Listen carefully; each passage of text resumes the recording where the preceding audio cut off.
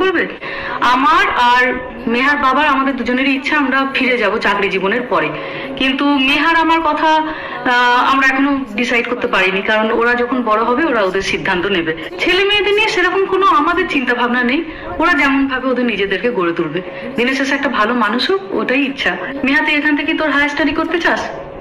হ্যাঁ হ্যাঁ, ওখান থেকে আমি ভিজিট করবো, কিন্তু এখানে আমার ইচ্ছা হচ্ছে স্টাডি করতে। ও ইন্ডিয়া ভিজিট করবে, কিন্তু ওর ইচ্ছা এখান থেকেই ও পড়াশোনা করবে। শঙ্খ শুভ্র চৌধুরী জিজ্ঞাসা করছেন মানিক কাকুর পড়াশোনা, উনি কোন স্ট্রিম নিয়ে পড়েছেন, ওনার কর্মজীবন এবং ব্যাঙ্গালোর থেকে কিভাবে ইউএসএ তে এলেন সেই গল্প শুনতে চাই।